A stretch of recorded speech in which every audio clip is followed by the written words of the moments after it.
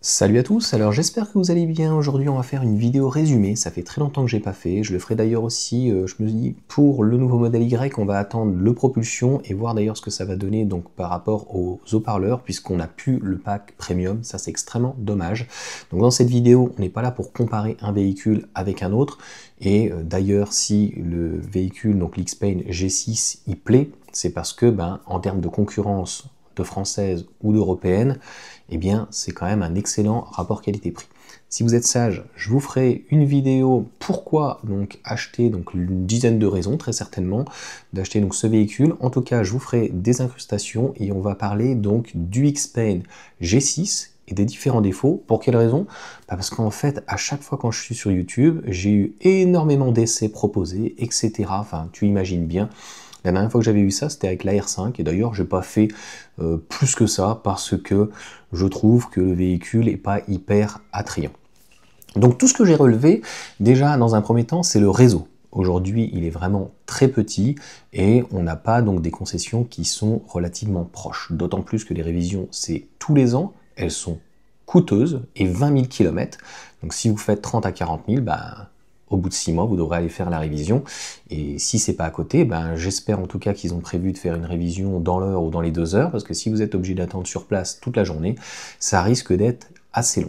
Encore une fois, on n'est pas là pour comparer avec Tesla. Les autres constructeurs ne font pas forcément mieux. Renault, c'est aussi tous les ans. Je ne suis pas sûr qu'il y ait un kilomètre. Et dans l'ensemble, les constructeurs, c'est plutôt souvent tous les 2 ans. Donc la question est de savoir qu'est-ce qu'on fait comme révision tous les ans. Est-ce que c'est comme Renault, on change un filtre et puis c'est tout? On va dire qu'on va venir contrôler si le véhicule est bien. Je pense qu'il n'en a pas forcément besoin.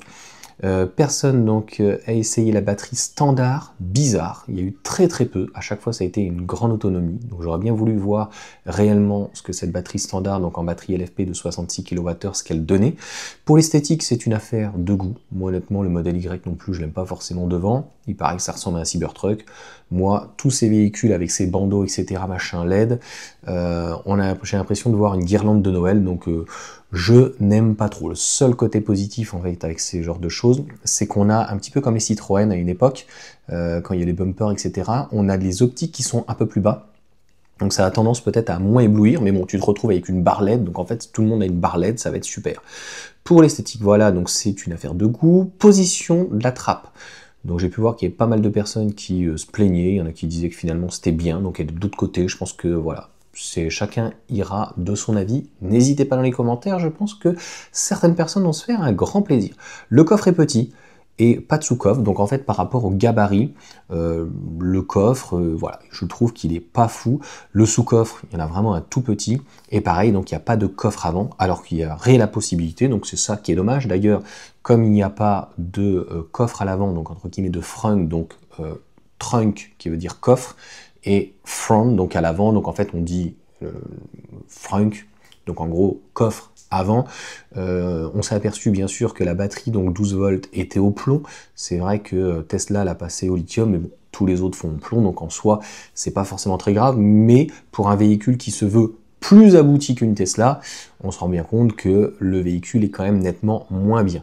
Donc il y a pas mal de craquements d'habitacle, hein. J'ai vu lorsqu'il y avait pas mal d'essais, etc., des problèmes d'interface, des bips de partout, les aides à la conduite qui s'activent, qui se désactivent, ça me fait penser un petit peu à ma Renault.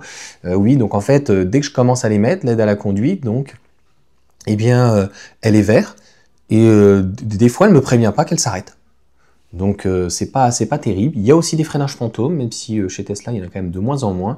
Il n'y a pas de filtre EPA. Donc encore une fois, pour un véhicule qui se veut vraiment high-tech, c'est très rare les filtres EPA. Il y en a sur le Porsche Taycan de mémoire. Alors, je pense que ça doit être aussi sur le Macan.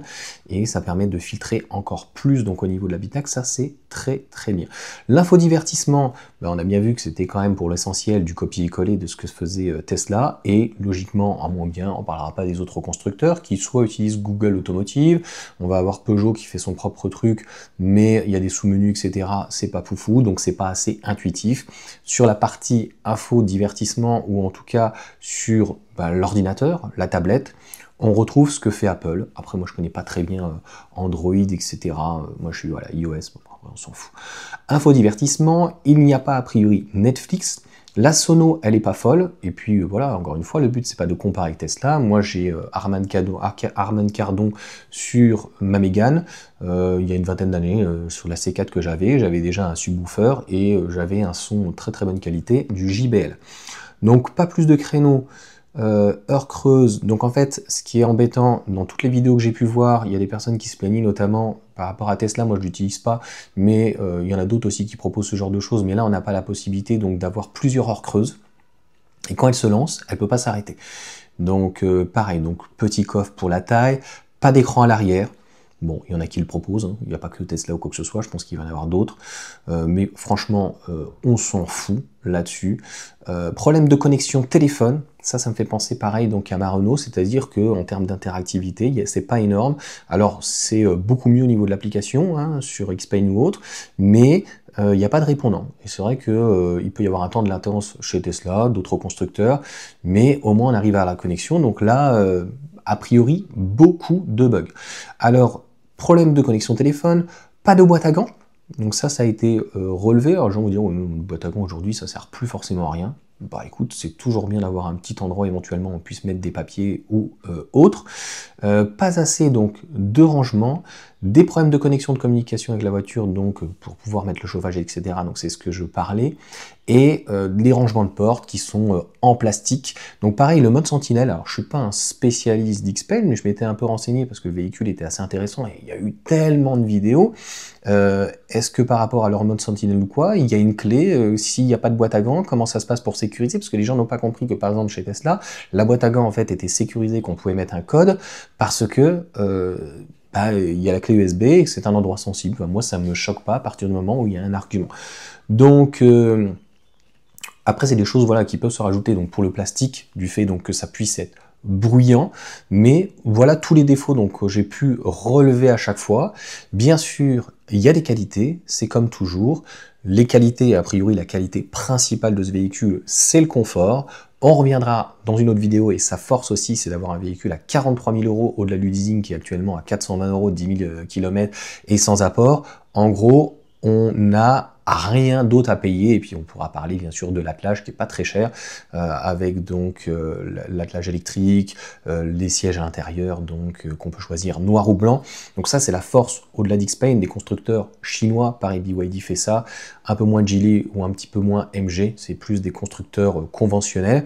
Donc n'hésitez pas à mettre un commentaire, me dire ce que vous en pensez. Pour ceux qui sont allés essayer le Xpeng, ce qu'ils en ont pensé. Est-ce que les défauts y sont conformes ou est-ce que je serai de mauvaise foi? Et puis voilà, ne soyez sages.